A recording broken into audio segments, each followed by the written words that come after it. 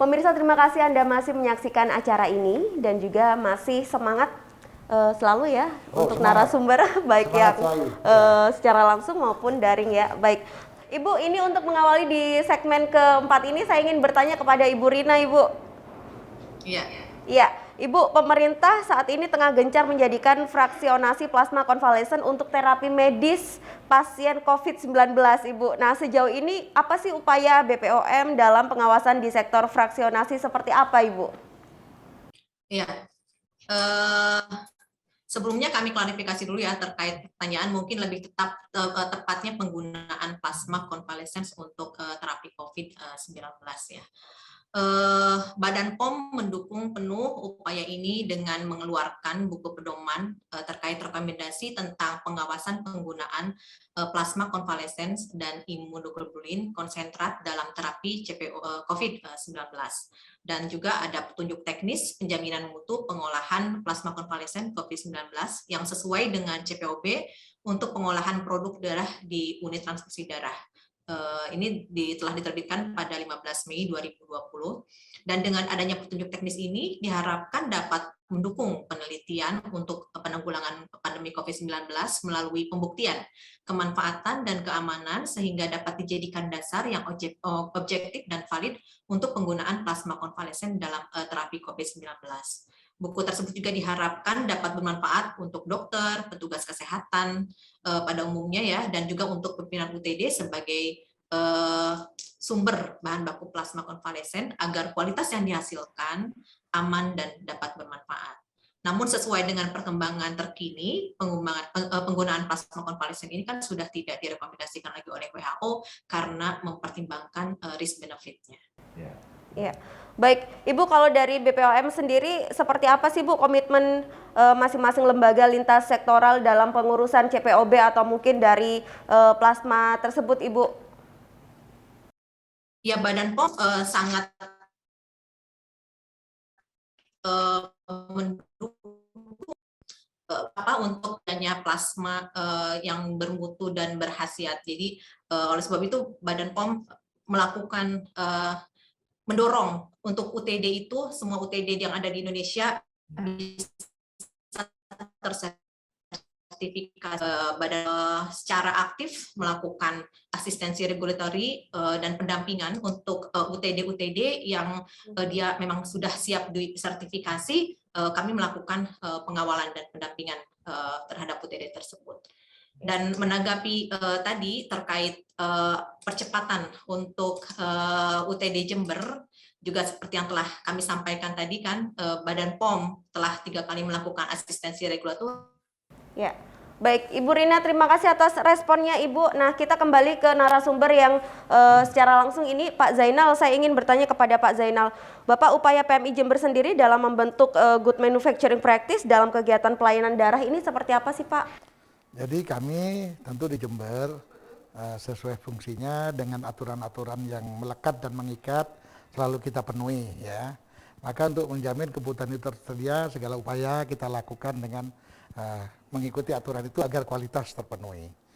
Dan memang ini dilema gitu ya. Dengan saya sangat senang sih adanya sertifikasi pengawasan pembinaan BPOM ini ya. BPOM ini saya sangat senang karena memang itu agar kita tidak lalai menjaga kualitas dari semua produk kita. Ya, namun demikian, apabila ini pembinaannya tidak secara langsung dan terus sampai lolos gitu ya, tentu ini akan membawa dampak yang kurang baik. Kenapa? Ya, karena pada akhirnya apabila banyak orang masyarakat mengetahui seperti tidak tercapainya sertifikasi akreditasi ini, maka ini akan juga membuat kepercayaan masyarakat kurang. Dan kepercayaan apabila tidak ada ini akan merugikan seluruh pihak gitu ya. Itu seluruh pihak. Maka dari itu harapan saya dalam setiap tingkatan pembinaan BPOM ini agar bisa terlaksana dengan cepat dan terpenuhi oleh UDD, PMI seluruh Indonesia, utamanya Jember, agar tidak ada pendapat-pendapat yang berbeda tentang belum ada standarisasi, belum ini tidak ada gitu. Padahal unit donor darah kita ini khususnya di Jember sudah berjalan 50 tahun gitu, yang tentu sudah pernah mencapai dan sebagainya, seperti kepala UDD tadi sudah pernah mengikuti ISO dan sebagainya. Ya, ini adalah upaya-upaya itu. Maka dari apa yang disampaikan Ibu Rina, saya memandang ini sinyal. Mudah-mudahan di bulan Maret ini, amin, sertifikasi BPOM ini sudah keluar, Ibu Rina, matur nuwun. Amin, Pak. Ya, itu. Jadi Ya, mudah-mudahan kita begitu sama-sama ya. ya, Pak. Ya, Bu. Kami berharap sekali. Bahkan kalau perlu Ibu Rina yang datang mengabari yang datang kemari yang mengabari bahwa kita sudah lolos sertifikasi. Saya memang ada kendala banyak. Ya SDM bisa, karena tidak disiplin, tidak apa bisa jadi.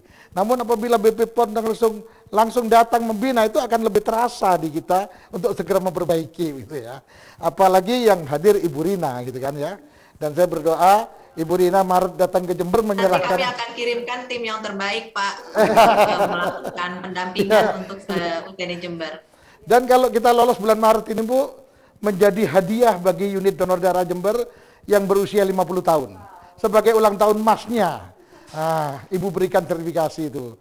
Sehingga kami akan menyambutnya. Dan saya berharap senyumnya Bu Rina ini sudah memberi kode bahwa bulan Maret akan keluar sertifikat. Luar biasa sekali Bapak perbincangan kita dalam segmen berikut. Nah, ini kalau berbicara mengenai pengembangan ya Pak Zainal dan juga pemanfaatan produk biologi seperti darah misalnya, apa saja yang sudah dilakukan Pak Zainal? Ya kita sudah punya alat apheresis ya yang dibeli secara mandiri, tentu ini bisa membuat plasma vaksinasi ya untuk kepentingan pembuatan obat. Kita terus upaya banyak hal. Kalau melihat perkembangan unit donor darah sudah melakukan pelayanan trombosit dan sebagainya. Jadi apa aja yang kira-kira bisa menjadi pelayanan terbaik, menambah layanan, tentu tidak meninggalkan kualitas layanan, tentu kita lakukan dalam rangka membantu pemerintah dan masyarakat. Gitu. Baik, kalau Dokter Dudung sendiri, dokter untuk unit transfusi darah PMI Jember sendiri, seperti apa sumber daya dan anggaran untuk pengembangan dan pemanfaatan produk biologinya seperti darah, Dok? Kalau kita berbicara sumber daya, sebenarnya kalau kita berbicara sumber daya yang berhubungan dengan produk, yang berhubungan dengan pendonor darah, insya Allah di Jember ini cukup memenuhi karena jumlahnya bisa dikatakan selalu terpenuhi dan tidak istilahnya untuk blood established kita selalu terpenuhi. Untuk sumber daya anggaran ya bisa dikatakan bahwa Jember ini seperti tadi disampaikan oleh Pak Ketua bahwa kita betul-betul mandiri. Yang kita miliki adalah yang berasal dari biaya pengolahan darah itu aja. Tapi dari keterbatasan ini intinya saya merasakan sendiri komitmen dari para pengurus dan bahwa kita berusaha untuk memberikan atau melakukan sesuatu yang terbaik, apalagi terutama yang berhubungan dengan sertifikasi CPOB. Karena sertifikasi CPOB ini yang nanti akan merasakan dampaknya selain untuk unit donor darah dan PMI, tapi yang paling penting di situ adalah masyarakat tentunya yang utama di situ. Dan terima kasih juga dari BPOM dalam hal ini selalu bersabar untuk melakukan bimbingan terhadap kita. Ya. Baik, terima kasih Dok atas responnya. Ini tidak berhenti tertawa dan juga berharap dari Pak Zainal. Mudah-mudahan diijabah seperti itu ya Pak ya. Baik, Bu Rina, kita akan lanjutkan perbincangan kita sesaat lagi ya Ibu ya di segmen terakhir. Iya. Ya, baik, masih bersabar ya Pak Zainal dan juga Dokter Dudung. Baik pemirsa, jangan kemana-mana karena kami akan segera kembali.